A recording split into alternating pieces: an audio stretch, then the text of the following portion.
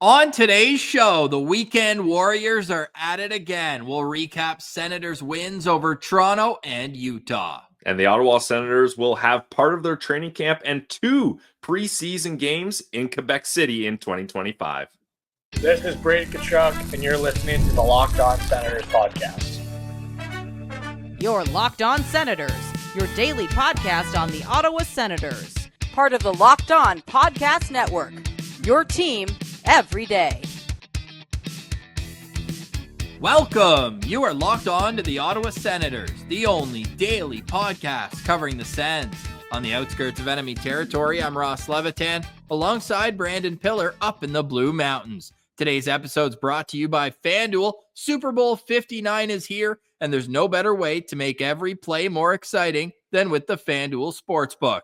New customers can bet just $5, and if you win, you'll score $200 in bonus bets. Download the app or head to FanDuel.com to get started. Bet with FanDuel, an official partner of Super Bowl 59. Today is Monday, January 27th, and Pilsy, allow this to be the official petition that all Ottawa Senators games should happen on Saturdays and Sundays. Yeah, I mean, hey, it makes the weekend a lot more exciting, especially, Ross, when this team wins on the weekend. They're 6-0 in the last 3 weekends with back-to-backs. And if you want to get a little cheeky with the 2, let's include that one Minnesota win from last year on a Sunday. So 7-0 in their last 7 games on the weekend. So the Weekend Warriors are here.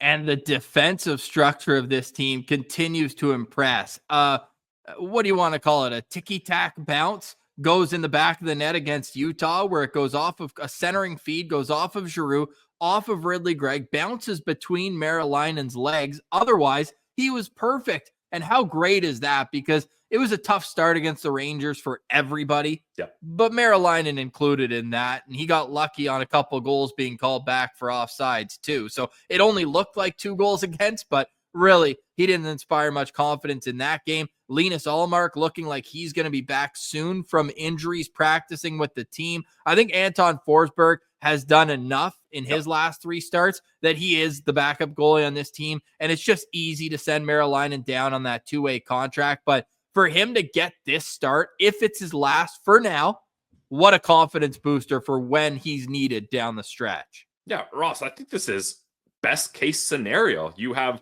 Levi Merilainen, and I don't even put that much weight on that Rangers game. Like, it was a bad start, and if he's going to have 1 or 2 starts that aren't incredible, it happens for a young goalie. It's not a big deal. So I'm not even that concerned with that. But for Levi Merilainen to continue to play well in the NHL, and then Anton Forsberg to not only be a lot better than he has been, Ross, but be just good period in general, not even comparing to how the season's gone for him, is awesome, because now you get confidence in your backup goalie again. Levy's got great experience, and I do believe the proper thing, and probably what they will do, is send Levy back down to the AHL. He's going to have a lot of confidence, and then with Mad Sogard still injured, he's going to get a lot of starts in Belleville, which is better than having 3 goalies up here, and he's not really playing much. So this is an ideal scenario, and Linus Ullmark gave a wave at the game. He looked like he's getting at least closer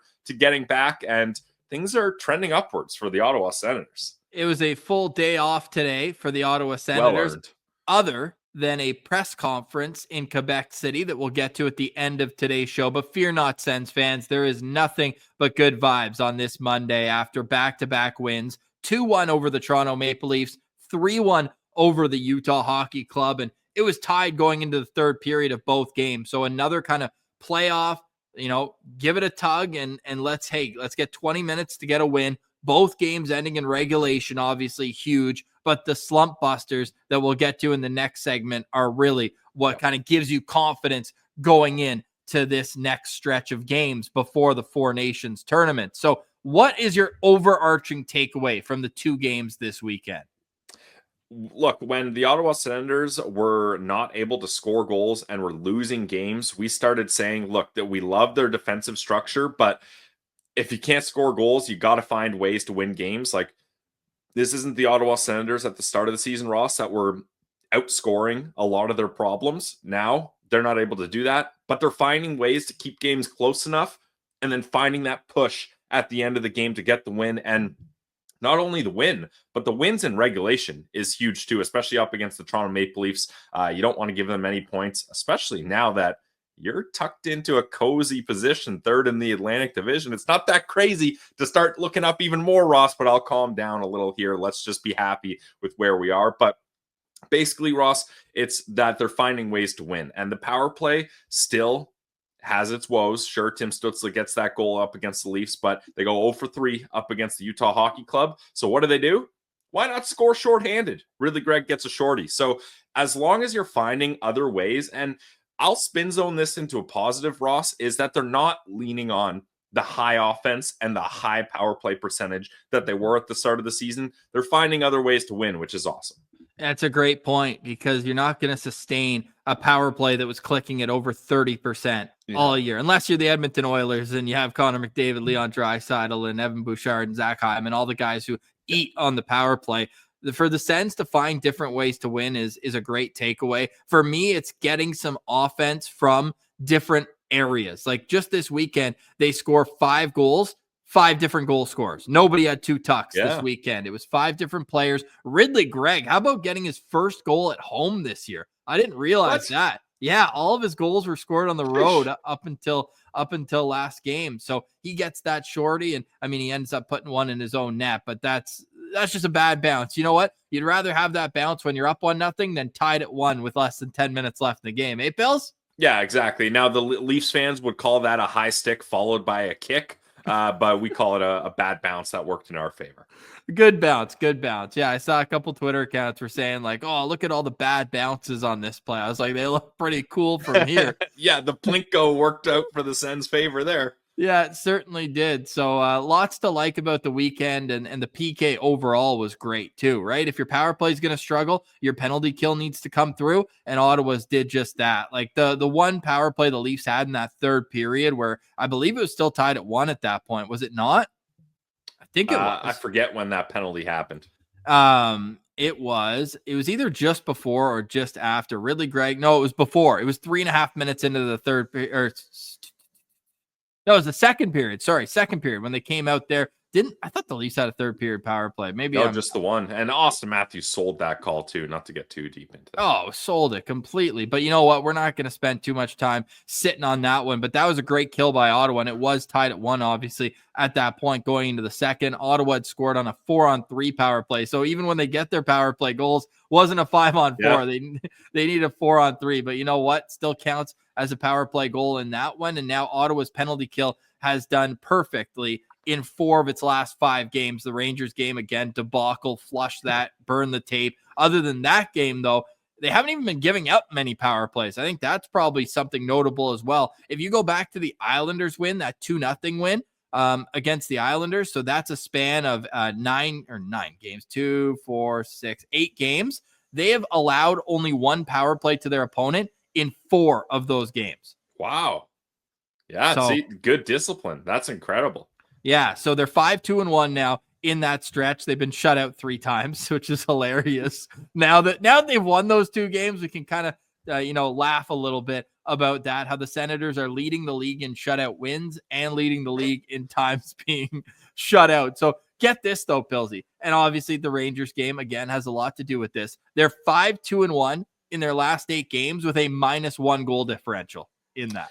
Yeah, oh man, the Rangers game hurts there. But spin zone again, like they're learning how to win these tight hockey games, and in the past they would lose these games 9 times out of 10, to use an old quote. No, big time. Yeah, but Ross, a positive though is with the 3-1 win yesterday, the Ottawa Senators are back into positive goal differential now at a +1. 137 goals for, 136 against, but it's nice to see. I love green numbers, Ross. I love green numbers in my FanDuel account, so I love seeing the green numbers in the Ottawa Senators goal differential column as well. Yeah, love that. So the Ottawa Senators get that 3-1 win, and 5 different goal scorers this weekend. Lots of positives around the team. One quick note though, David Perron, what'd you think? I mean, he comes back on the game Thursday, but really hasn't made an impact. He's now sitting still, zeros across the board, and wasn't used once Ottawa went up a goal in the third period. Is this to you just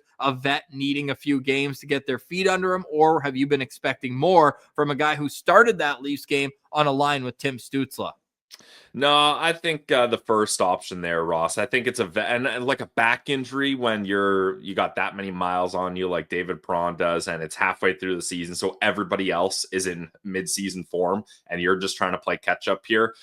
I think it's going to take a while. I'm giving David Perron another week. I'm hoping by the time February comes around that he's kind of ready to go here. I mean, I guess there's only one more game till then, so that might be a little more to ask for. Some extra practices with the team, and true. This time off came at a perfect time for the team.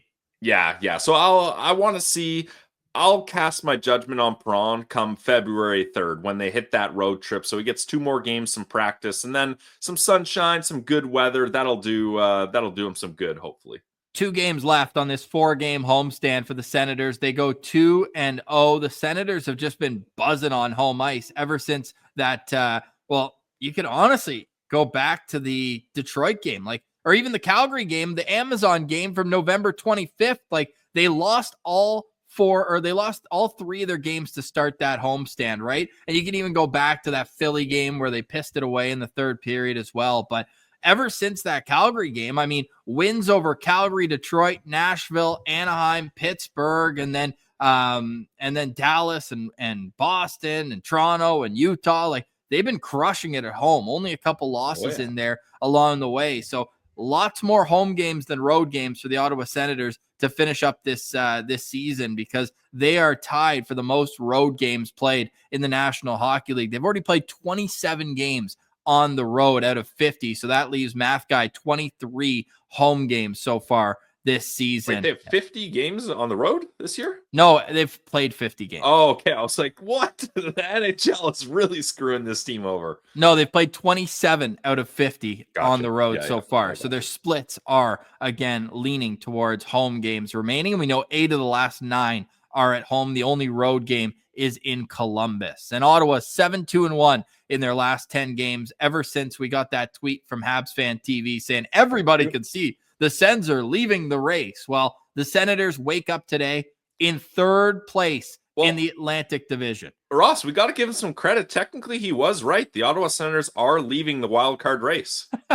They're heading into the Atlantic Division race. So he's ahead of his times there, HFTV. Yeah, way to go, fella. Merci beaucoup. Merci beaucoup, c'est bon. And with the games tonight, we'll get to at the end of today's show, but nothing's going to take them out of 3rd place in the Atlantic tonight. So enjoy the day and a half here where you are at the least guaranteed to be top 3 in the Atlantic. Lots of hockey still to come, lots of show still to come. And we got a poll question up on our community tab, which we're going to continue to do on YouTube. Today's question is, what's your take on the Sens' recent defensively focused strategy? Do you either love it because defense wins championships?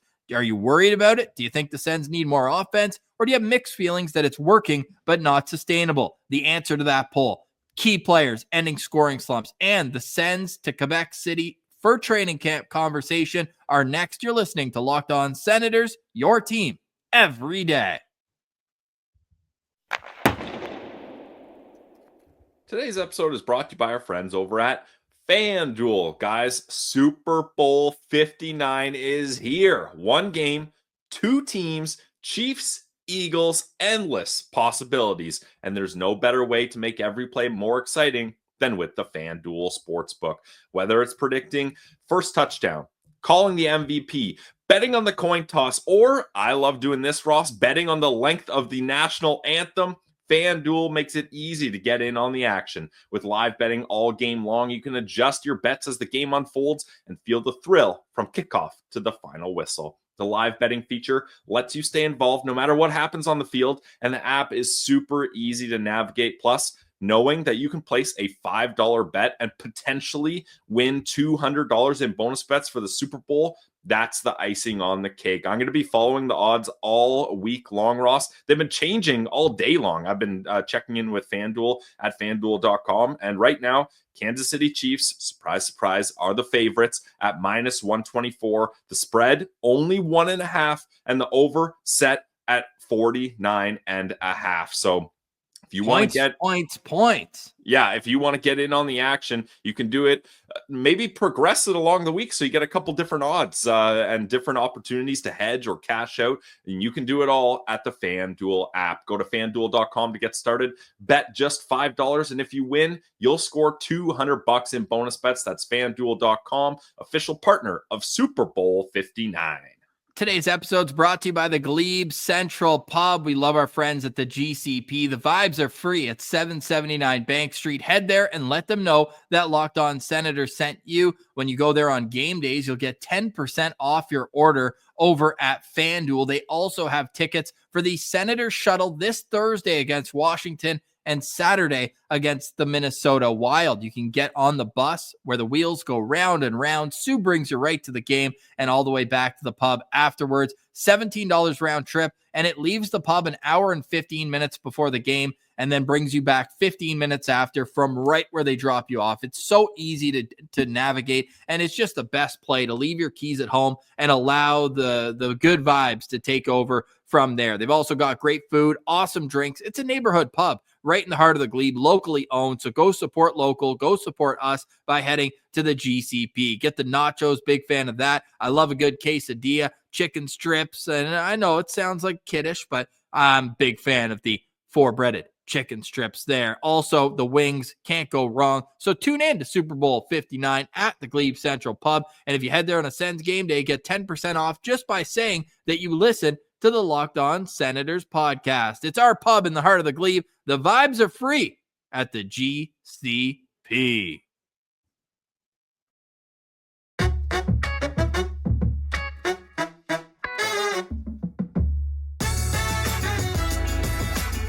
All right, Pilsy. So the Ottawa Senators win twice this weekend. Their record now sits at 26-20-4 on the season. They're third place in the Atlantic. They're 5 points back of the Florida Panthers with a game in hand. That's all I'm saying. They're 5 points back of second in the division with a game in hand.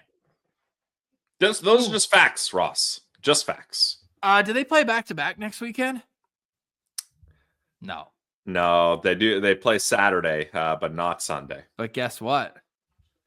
They play the Panthers, not next Saturday, but the week after. Let's go. Let's go. Forget those Tampa games, baby. That Florida game might be a whole lot of meaning. But no, all jokes aside, Tampa Bay Lightning have games in hand on the Ottawa Senators. So it's going to be those games huge. Will be huge. Yeah. Huge. 2 games in Tampa that we will see next week. But the homestand is first. And even before that, let's get to that poll I mentioned on our YouTube channel in the community tab. What was your vote, Pilsy? What's your take on the recent defensively focused strategy for Ottawa? Do you love it? Are you worried that you need more offense? Or do you have mixed feelings that it's working but is unsustainable going forward?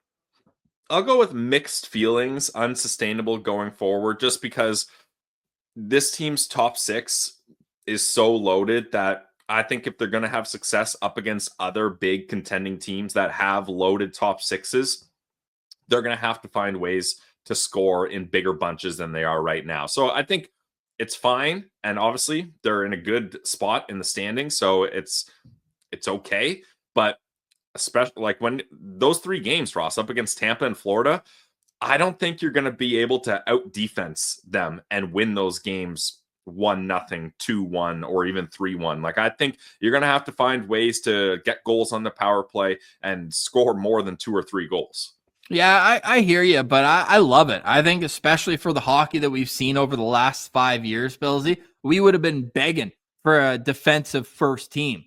And yeah, there's too much talent for these slumps to continue. And we saw that last night where Brady Tkachuk snaps a 10-game point drought. He gets on the board Claude Giroux scores his first goal after being held off on the goal sheet for 13 straight games. And how about Claude Giroux jumping up to 67th on the all-time NHL points leader list? He's 1 point away from 1,100 in his career.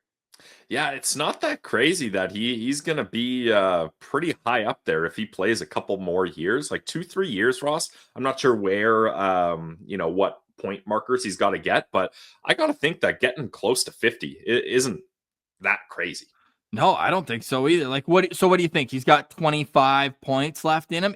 Let's put it this way. If he gets 27 more points this year, he will tie Mike Bossy and Joe Nieuwendyk for 63rd on the all-time list. Wow. Yeah. And then he's got at least one more year in him, and I figure he can get 50 points again, and then probably one more year after that where he's maybe closer to 40. But I say he's got another like 110 points in him if he plays 2 more seasons after this. I don't think that's that crazy. That's pretty conservative, actually. And it's so funny because, look, Martian has been on this train. I think others as well, where it's like Claude Giroux is slowing down in terms of his foot speed and all that. But what I don't think people realize, and he's been exclusively in the top 6, and I think that he will be for the remainder of this season. Yeah, but going forward, people are like, oh, if he can't be in the top 6, he can't play.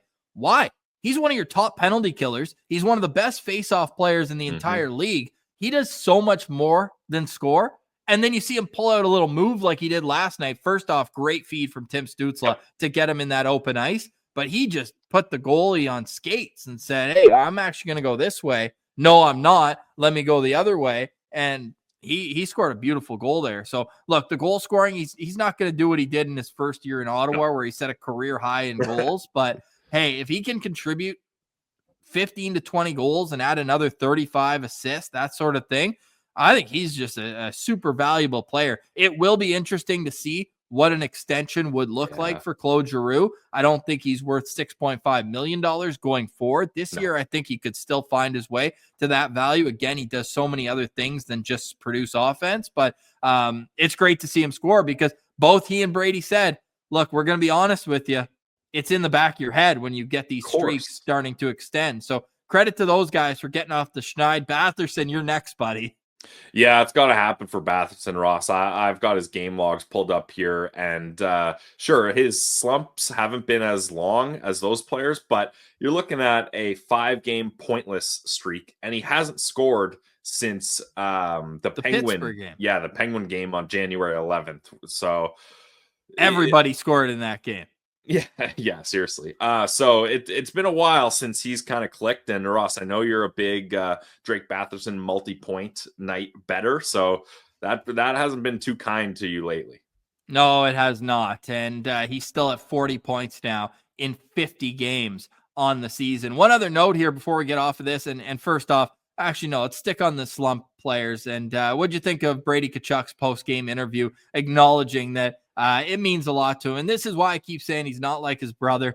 I very much think cares about his legacy in Ottawa. And I think he very much cares about what the fans think of him. And that's why I think when he was slumping, no one was booing him when he was touching the puck. Nobody was getting on him. Everyone understands that he's still putting up 5 shots a game. He's still hitting 5-7 times, but the support that he got after scoring the goal, the Brady chants and all that. What'd you think about him acknowledging that after the game?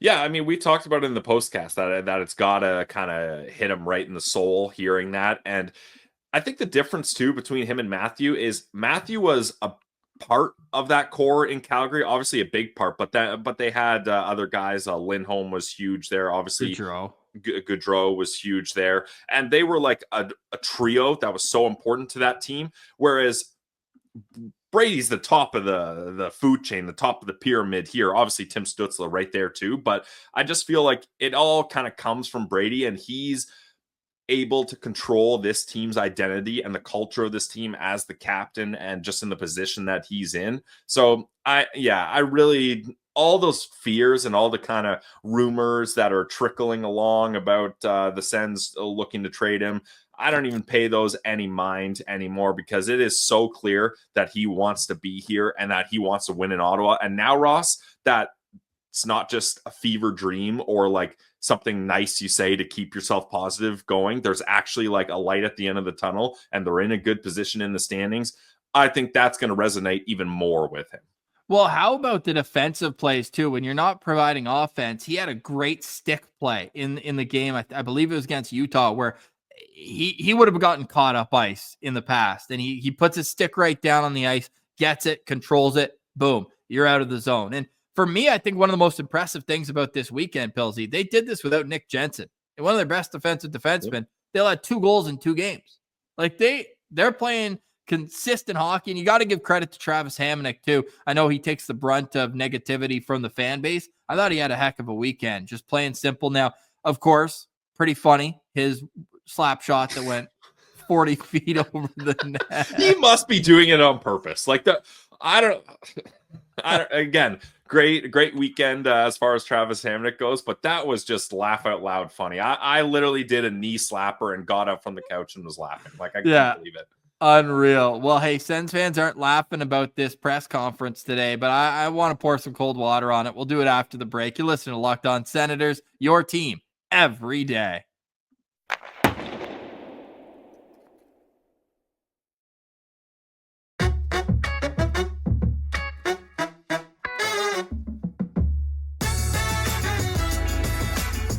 All right, Pilsy. So, great weekend for the Ottawa Senators, beating the Leafs 2-1, beating Utah Hockey Club 3-1. They're 3rd place in the Atlantic Division. And one other topic that we have not touched on here is Jake Sanderson. Heck of a weekend for Jake Sanderson again. Any concerns that he was on a 3rd season slump or whatever you want to call it, those are done. Did you see on moneypuck.com? I want to get the updated stats after last night's game, but of D pairs that have played over 300 minutes together at 5-on-5, nobody has allowed less expected goals per 60 minutes than that pair of Jake Sanderson and Artem Zub. 1.64. And I love stats like this, Pilsy, where it's 1.64 for Sanderson and Zub, and then it goes 1.72 for McCabe and Tanev. Igor Zamula with Rasmus Ristolainen, 1.74. Hughes and Hronek, 1.74. So it's like a big cluster together, and then you've got the leader way ahead. So, hey, credit to those 2 guys. And we were nervous about Artem Zub coming back, right? Because when he came back from his concussion, he was not right up until blocking that shot with his foot and fracturing it. But since he's come back from this injury, he's playing the way you expect him to play. Smart reads, easy exits. He's really doing well of when Sandy gets in trouble in his own zone. He knows that Sandy wants to go behind the net and have his partner skate it out a little bit. And he's done a great job of being open and in position for Sanderson to use as a safety valve out of his own zone. Yeah, it's been such a relief seeing those 2 get back to their old ways, Ross. And I can't speak for those other defense pairs that are in that mix that you mentioned. But the key thing to also note for Sanderson and Zub is they get the toughest assignments too. You know, like this isn't like a 3rd pair that's going up against other teams' bottom 6s and just has convenient matchups. Like Sanderson and Zub are the shutdown pair for this team, and they get other teams' top lines, and they're still able to have this success. Yeah, super impressive for Jake Sanderson and Artem Zub. We'll see how that pair continues to click. And then when you look at it, like, let's see what Ottawa's D pairs are with this in terms of 300 minutes played, expected goals against. Like the only other pairs there, Jensen and Shabbat. And then, so look at Sanderson with Travis Hamonic, allowing almost more than a full goal against per 60 minutes when they play at the same time in 384 total. So more than Sanderson and Zub. Yeah, I mean, Sanderson and Zub, that was meant to be the pair that was put together. And then Shabbat and Jensen worked out so great. And then the 3rd pair can be basically whatever you want if those 2 pairs are clicking. And it's so funny because look, when they're on the ice though, and this is probably a lot from earlier in the season, but in real goals, Sanderson and Zub are on the ice for 4 and against 13. So the plus minus still isn't there. But if you watch them play, especially recently, you can see that they have really picked up their game defensively, and credit to all the forwards who are coming back and helping out. And it just feels like a team effort. And that's why I think it's great that the defense is coming first. And I truly believe the offense will follow suits. We'll have more on tomorrow's show. We're looking to get a guest or two later this week with the 3 days off here. We'll have a Sens Central Citizen for you on Wednesday. Alex is going to jump on the show for that. And then Thursday, we'll have a game day preview. Senators hosting the Washington Capitals again. And we know how the last time those two teams met, 1-0 in overtime. Alex Ovechkin, who continues to produce, but we'll save those conversations for later in the week. A well-deserved 3 days off for the Ottawa Senators. They'll be back at practice on Tuesday. But there was a press conference today in Quebec City. Michael Andlauer and Thomas Chabot, who is from just near Quebec City, were on hand to announce the Senators will be playing 2 games in Quebec City early next preseason. They will be playing on September 28th at 3 p.m. against the Devils, and then September 30th against the Montreal Canadiens. Sens owner Michael Andlauer says it's to make our mark in Quebec and in the Francophone market. Are you worried, happy, excited, nervous? Like, where are you at with the emotion of this announcement? I don't feel too hot about it one way or another, Ross. I would say, like, if you have neutral right in the middle, I'm one step past neutral, closer to positive than I am anything about it, because the Michael Andlauer group has really pushed that they don't want to kind of block out the French part of the Ottawa fan base. They always emphasize mentioning Ottawa Gatineau. They have done a really good job including Francophone pieces to this team, getting French speaking fans, people in Quebec, more invested, doing events over across the river like they did at the start of the year. And they've got a lot of positive outcome from it and input from fans, at least from what we've seen. So I think this is a fine move. It's preseason games. Like they played in the maritime provinces. They play preseason games everywhere. So I don't really care about that too much.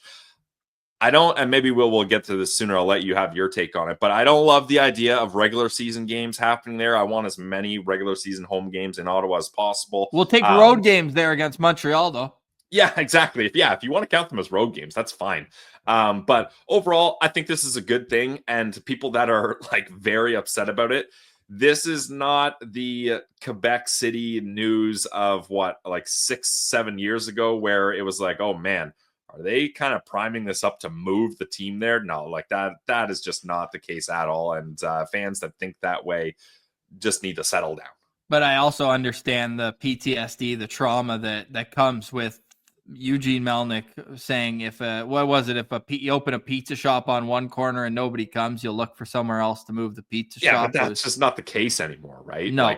And Michael Andlauer was asked about that, and he gave an emphatic no. I love Ottawa Gatineau. Now, that said, I do understand the kind of worry that could come with an announcement like that. And, you just once, and I guess they weren't really bitten, but once threatened, twice shy. It would be so long ago, different ownership group. The team was in a much worse state than it is now. I get what you're saying, and especially the people in the area, you get nervous about that. But for me, it's a non-issue. Super selfishly, I'm upset at the timing of this because my wife's got a conference in Quebec City, so I will be there the weekend before. I'll be there September. An extra week, Ross. Yeah, full week. Yeah, that's easy to do with a newborn and all that. But all jokes aside, it'll be nice for the players too. There's nowhere in Canada outside of Ottawa that I love more in the fall than Quebec City. Like it is, it's all time. And I don't know if late September qualifies as fall. We'll have to get our seasonal experts on that one. But I think it'll be great. The players are going to go there for 4 days. It is different than a Kraft Hockeyville game. But what I'll say is when LA played 2 games there last year, nobody batted an eye at it. It was just a fun hockey event. And maybe New Jersey, who's coming there for a game. We get the rumors going for them. But no, I don't think there's anything to this. I think it's a lot of cold water. And in a sense, it could also be a negotiating strategy, which in that case, it does kind of not worry me, but it makes me go like, why did it have to come to this? But the NCC just saying that they're hoping to have a deal done by the end of 2025. And then Michael Andlauer today said he thought a deal would be done already. So It's not perfect when it comes to LeBreton Flats, but there are other locations in Ottawa that would be perfectly fit to host an NHL arena downtown or closer. I'm with the Senators where it's like LeBreton Flats is the spot. It's too perfect of a location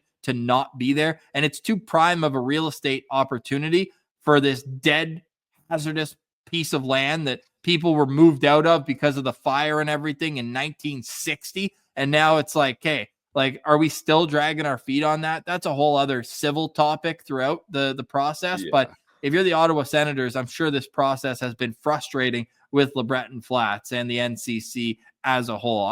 This is not a civil politics podcast, but the Ottawa Senators need to get to LeBreton Flats sooner rather than later for long-term sustainability. Yeah, definitely. And I think people that are more in the know and locals are kind of being like, well, what did you guys expect? This is classic government town stuff where there's red tape everywhere. There's so much paperwork that needs to be pushed around. Nothing happens easily. So I'm not shocked by this, Ross. I've kept my timetable on the new arena, especially at LeBreton Flats, very, very loose. I don't have any sort of hard dates. When people think it's going to happen quickly, I think they need to temper their expectations. It's unfortunate, but it's just the reality of the situation. But I am fully confident that this will get done. Like you mentioned, it's too prime of a spot, and it just makes too much sense for either side to fall apart on it again, like they already have.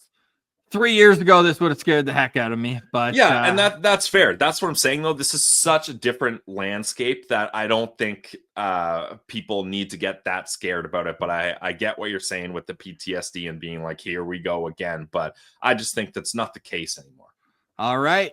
Let us know in the comments what you think about that. We posted on Twitter because you see the people who are very upset about it and really kind of getting their tinfoil hats on and all that. So I was like, what does the majority think? And we just posted this about an hour ago. So we'll see as more votes trickle in. We've got over 600 votes right now. And we said, what are your thoughts on the Sens heading to Quebec City for 2 preseason games as part of training camp next season? Love it. Don't care. Hate it. What do you think's in the lead of those 3? I think love it. Love it has more than hate it. Okay. But 61.5% don't care. Yeah, I think if you're not either Francophone or living directly in Ottawa, like Sens fans that don't live right in the heart of that area, it doesn't really bother you one way or another.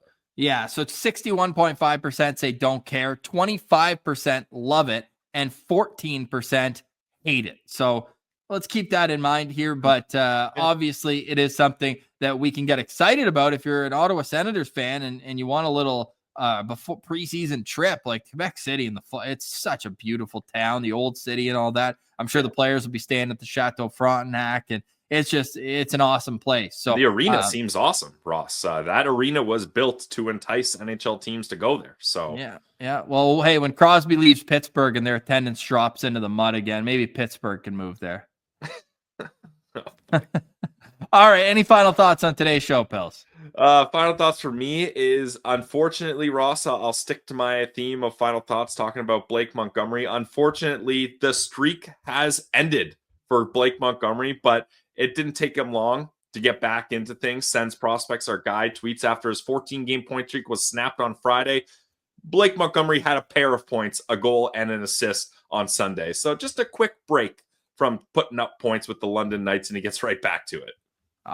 He's unreal. And Carter Yakimchuk back in the lineup, scored a goal in his second game back. Good to see him making a mark on the Calgary Hitmen. We'll continue to follow that as things unfold here. Maybe tomorrow we'll do a full prospect roundup because it has been a while and there's lots of Sens prospects making noise here in their respective leagues. We'll even touch on Sens prospect Sam Gagner at 36 years old or 37. And he made his debut with the Belleville Senators over the weekend. Again, they're using PTO goalies right now, Pilsy. Like the Belleville Sens, they need Linus Ullmark to get healthy as much as anybody so they can get one of Ottawa's goalies down there and have Merriline in all likelihood go down and settle the crease for the Belleville Sens. But we'll have a full prospect roundup on tomorrow's show. We got a Sens Central Citizen on Wednesday. And final note here, because we were talking about the standings, the Tampa Bay Lightning, this is per Pierre LeBrun, and this is not an LOSB stats department. Do you know what the Lightning's record is against the Atlantic Division this year?